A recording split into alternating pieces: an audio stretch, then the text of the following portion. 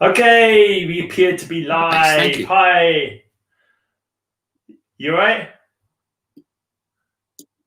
You all right, Yeah, Simon? hey. Okay. Good to, It was, good to see you, man. It's been a while. it has been a long time. Yeah, I thought you'd gone frozen again for a second now. I was a bit worried. So I'm just going to do musical musings, musical memories. And with an old chap that I know from back in London. You live in London, I did you live outside London, didn't you? Yeah, I lived, I hate to say the S word, but I lived near Slough, of all places. Okay. And you've relocated to America a couple of years ago?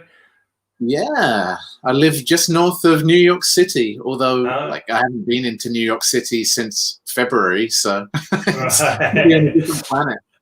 Cool. Well, yeah, because I sort of know you from the old metal scene back in when you used to live like in the UK. Your band Carnal Rights. I used to be.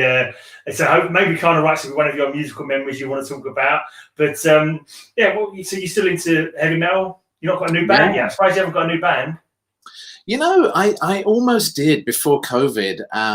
I formed a band, and it was actually pretty similar to Kano. It was kind of thrash influences, a little bit more kind of grungy, kind of Pantera style stuff. But I still dig that. It was pretty cool. But I got to say, the lead guitarist, who was the main musical influence, and the drummer, who provided the studio and everything, just didn't get along at all, and ended up having a punch up. So that was Happy days. Too yeah. old for that crap nowadays. You need to get older musicians like who've got been there and done that, and don't like you throw the toys out the pram all the time. Oh my God, yeah. Egos are the biggest problem in music. Yeah, it's true. Right, so have you got five musical memories to share with us today? Yeah, I do. I didn't even think of using my own music. I Yeah, picked you're only other allowed to people's use music. one of your own musical pieces. That's the only thing. And the thing is, the good thing with this as well, if like people have got more than five musical memories, you can come back another time and share five more of your musical memories. So Love it. it's all good. We want to tell people about your channel. So Nerd Safari, you've got 122 subs, I think. And you certainly need to have more subs. Do you want to just quickly talk about your channel for a couple of minutes? Yeah, I'll plug away. Thanks. Yeah, 223 today. 223. Okay, I dropped 100. Do apologise, old Bean. Do apologise. I was with you before you got to 100. Yeah, so my wife and I, we're movie nerds. We love going to the cinema, and we were going along to our local cinema, and we'd always get dressed up in silly costumes for premieres of films that were coming out. And eventually, they said to us, "Look, we see you guys come along in silly costumes. You're obviously having a good time. Would you be interested in hosting?" And we said, "Yeah, sure." So they would pay us $100. We'd get free tickets to the film. They'd give us free food and drink, and we'd get to stand up in front of the crowd and talk about trivia. And it was a match made in heaven, that we only had something to gain and nothing to lose, until obviously COVID just killed the entire thing. And we went from hosting really obscure, like my gig was obscure horror films, which I loved, and kind of comic book superhero type films, to suddenly they were asking us to host like 12 screenings of the new Star Wars film, and hundreds and hundreds of people were there. It became kind of a big deal. And then all of a sudden, just COVID shut it all down. So we just thought, like, why don't we try to share this passion on YouTube? And it's been a really fun journey. Like, our biggest thing right now is Drunk Trailer Ambush, where we literally have way too much to drink, watch silly trailers for either new or old movies, and just geek out over it. So if you like watching trailers, isn't it? Stupid, I'm your man. Yeah. And so it's like you do great game trailers and get confused by fake trailers that you think are real trailers, and invent your own cocktails like Professor Bumholes and whatever. And I particularly like the rums and cokes that you did. That's a good one. Rums and coke. You have a similar one here in the UK. You may remember. Anyway, let's talk about your first musical memory. Have you got props? Did you dig your records out? Oh, I didn't know, actually. And because most of my stuff, and it breaks my heart, actually, when we moved from the UK to New York, I had a lot of vinyl, and the picture discs were my thing. And when we were moving, we got really paranoid about, we don't want to take so much stuff with us. We're only going to be moving to a small apartment. So let's get rid of a bunch of stuff. So we tried to sell this old vinyl, and literally couldn't even give it away to charity shops. So I remember vividly taking my picture discs and putting them in a bin bag. Yeah, I should have just given them to you, mate. Should have done. Never mind. Anyway, Well, so what's a your... lot of that stuff is digital these days, which kind of Yeah. sucks. But my first musical memory, this is kind of an embarrassing one, but it still gets me a little emotional every time I hear it, is from Rocky IV, which is still one of my favorite cheesy movies ever.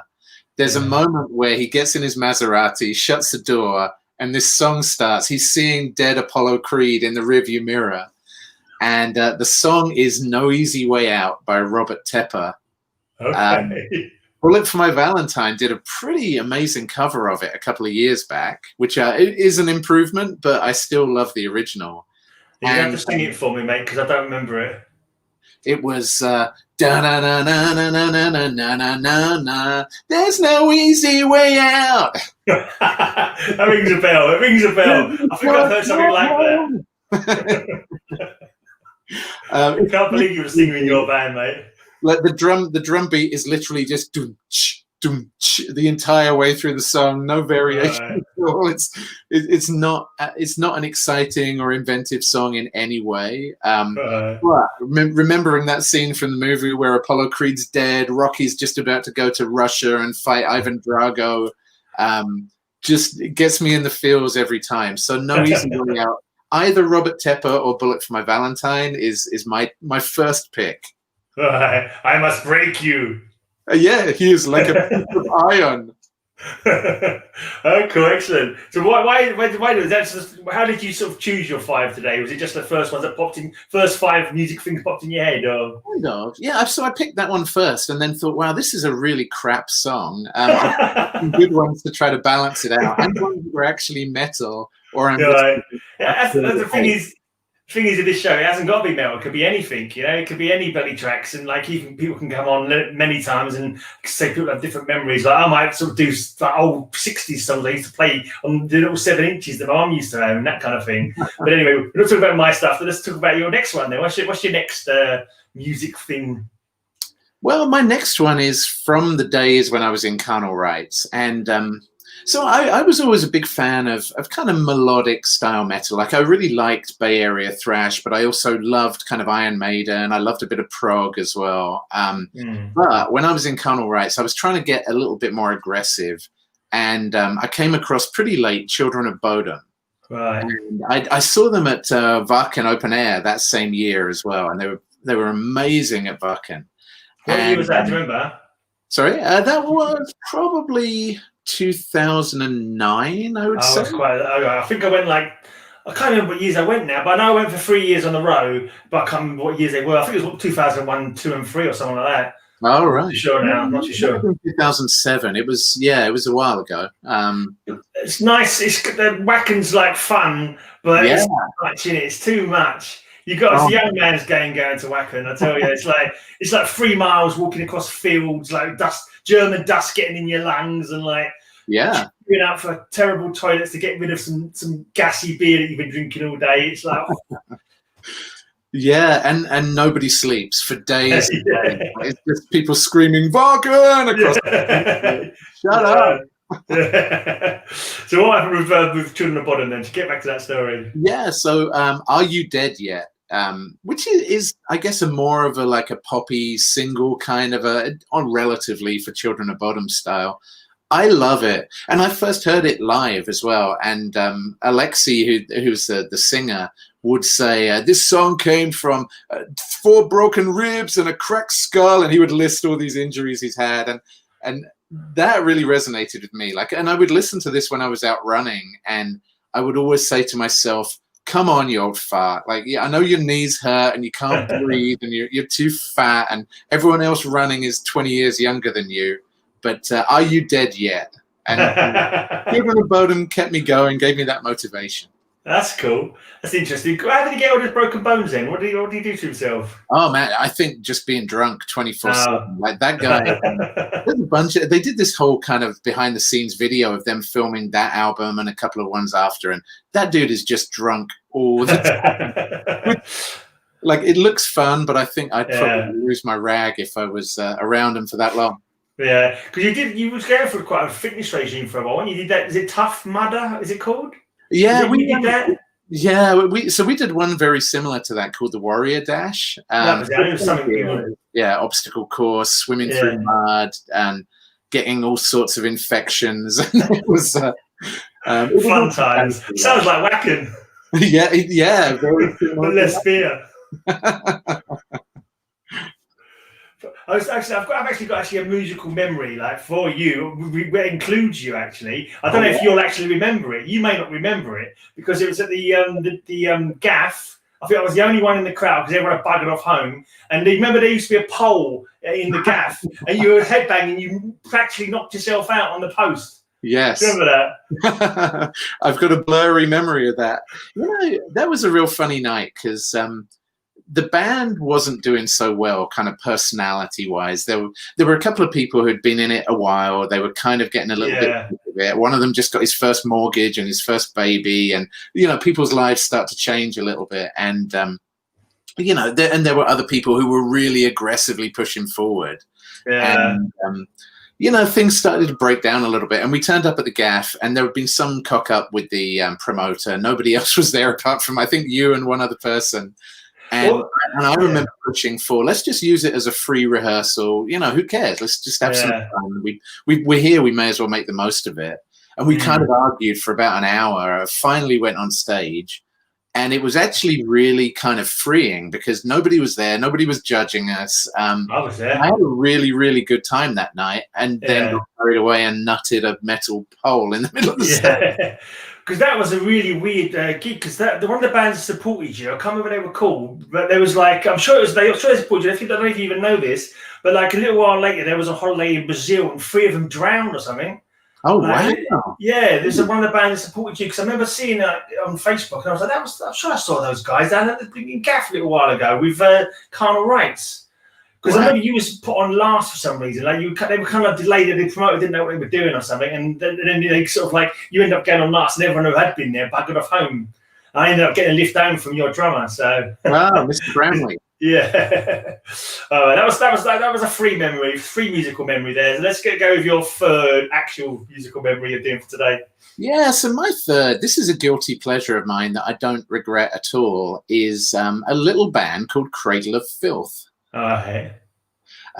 So, Cradle of Filth have got a bad rap because they're not really death metal. Like you listen to them compared to like a Dimmu Borgir or something. And also, they had their moment and they've been kind of samey since then. Like nobody really seems to care about them these days. But there was a time I was really, really into them. And I don't know, I got a little bit too obsessed with the whole demonic, satanic. Black metal.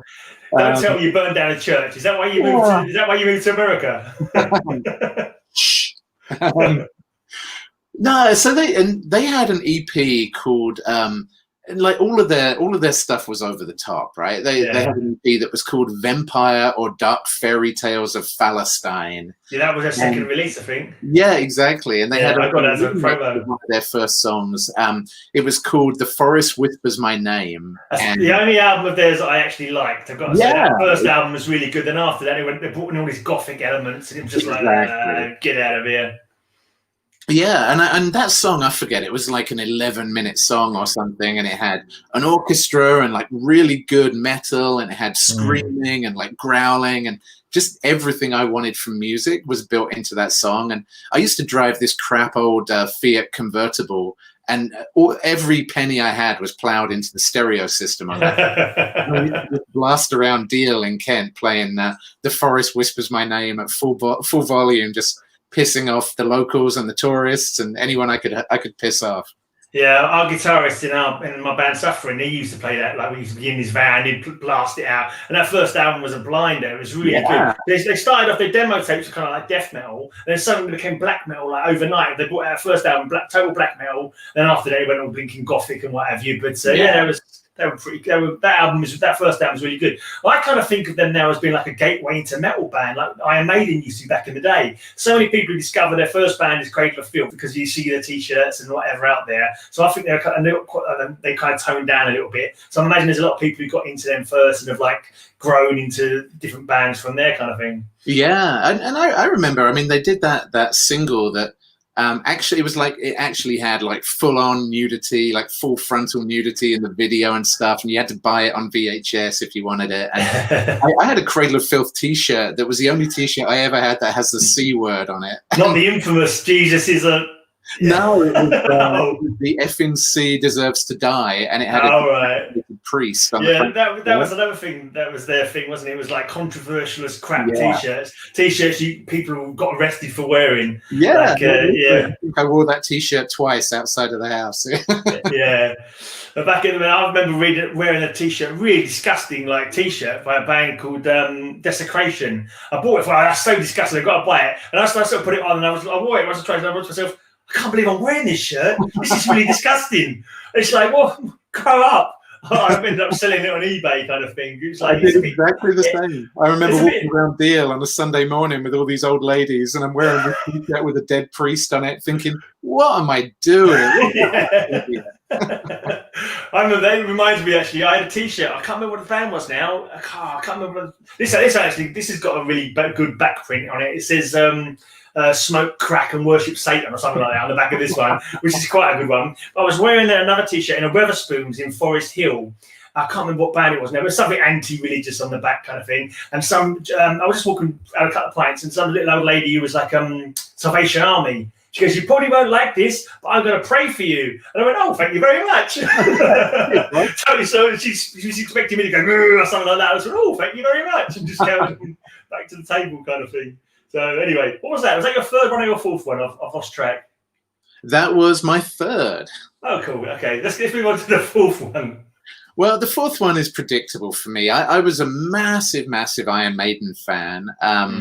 Like right from Paul Di'Anno days, I had this girl I fancied in. I lived in Shropshire for a little while, and a girl I fancied. I was listening to a lot of Def Leppard back then. It was around the kind of hysteria days when everyone had Def Leppard CD, well, I guess cassettes or vinyl. And this girl played me the very first Iron Maiden album that was called Iron Maiden with Paul Di'Anno singing, and I loved it. And then I heard. I guess it was probably Number of the Beast, and Bruce Dickinson blew me away. And since then, I was just the biggest Maiden fan. I would go to every concert. I had like a hand-painted Maiden leather jacket that a kid at college with me painted. I just drew an album cover on it. Yeah. And then I was so heartbroken when Bruce left the band, and so I kind of followed them through the Blaze Bayley albums, and I actually liked Blaze Bayley, but he wasn't right for Maiden. It was just didn't gel somehow. Yeah. And I kind of figured they were at the end of the road. And then suddenly Bruce is back. There was Metal 2000 at the Olympia in Earls Court. And first gig I ever took my wife to, we just got married before that. So I guess it was June in 2000. And Maiden played this set. It was an awesome summer anyway. England were doing well in the World Cup. And I think they were playing Germany in the weekend. So Bruce comes on stage and they play the song Blood Brothers, and about halfway through it the music drops out and they go to like a drum and bass thing, and the crowd starts chanting Maiden, Maiden, Maiden, and Bruce literally couldn't be loud enough to be heard over the crowd who were just chanting Maiden. And it was such an emotional moment. Like he just stopped, the band all just stopped, and the crowd were worshipping them. And everyone around us, all these hairy people, had tears running down their face. It was so Blood Brothers for me by Maiden from the Brave New World album gets me every time. I think they play it all the time now, 'cause it's one of the ones they get the crowd to sing along to, isn't it? Yeah, I remember singing along to that one a few times at a few Maiden gigs. But okay. Was that your first though? So she was in Def Leppard, listening into Def Leppard. Was Maiden your first proper metal band then? Because Def Leppard are more kind of hard rock, aren't they? Yeah, and I kind of, like with Def Leppard, I kind of went backwards to times when, like, Def Leppard's first album had a couple of more kind of metal-sounding songs on, and the same with High and Dry as well. There were a couple of songs on there that were a bit more metal-influenced than rock, and I started to think, this is more my kind of deal, and Maiden just ticked all the boxes for me.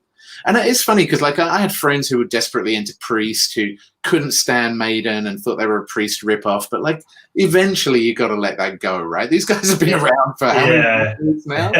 Yeah, quite a while. All right then. So let's move on to your last memory then. Let's, at least for this time, maybe you'll come back and do another 5 another time. But hopefully other people will get in touch and we want to just chat about music. Then let's have your last one for this time anyway. Yeah, well, my last one is my other guilty pleasure, which is Viking Metal. And I like some of the more kind of theatrical Viking stuff, like there's obviously a lot of bands who do real proper kind of death metal inspired by Viking stuff. Yeah. One band who really get me that not that many people know of, despite them being pretty massive, and in the States here, nobody knows them, is a band called Tyr, Tyr. Yeah. I've heard the name. I know a Monomarth. I've seen a Monomarth a few times. They're kind of Viking. Yeah. Well, Monomarth are pretty popular over here, but nobody knows Tyr. But Tyr did an album called Valkyria, and there's a song on the album called Blood of Heroes. And the time I was listening to them like crazy, I was on the train into New York every day, about an hour a day on the train, and I was reading the new Thor comics. And there was a series in Thor comics called Death Bomb. And just listening to Tyr on the headphones while reading these Thor comics, and the comics were pretty gruesome as well. The fit was amazing. So right there in Norway. Do you like the Invaders, the track, Iron Maiden track from the first the Beast? That was the first Iron Maiden song I ever heard, because that was the first album. Like my brother bought it for some reason. I didn't know he even had it. I was just going through the records one day, like Communards and like all kind of weird rubbish like that. I just saw the Number of the Beast album, and I was like, what the hell? And of course, Invaders is the first one on side A. So yeah, a bit of Viking metal got me started as well. Yeah. A Tyr from like Faroe Islands or something like that. Yeah, exactly, the Faroe Islands, and they're a little bit controversial. I got to say, I love their music. They're very outspoken about why killing whales is a good thing. It's not something I condone at all. And I don't really agree with them on that. Like, I get it that that's been their culture for the Faroe Islands for hundreds of years. Maybe they need to modernize that a little bit. Yeah, maybe. They're not wrong. Okay. Well, cheers for joining us for 5 of your musical memories. I'd like to keep these not too long, otherwise it could go on for bloody ages. I think they're starting like doing a comic book memories, like in the similar theme. You got 5 comic books you'd like to come on and have a chat about sometime in the future? It would be hard to limit it to 5, but I would well, maybe I'll start there. Maybe I'll start with you at some point. Maybe next week or so. We can, if you want to pop back and do some comic talking, because we have talked about like doing some collaborations, haven't we, before? Yeah, we just haven't thought of what to do yet. So. Well, this is a good start. I appreciate you having me on. No worries, mate. And anything else? What can we expect from your channel other than we've got drunk reviews? You just went to that podcast airing, didn't you? Live airing.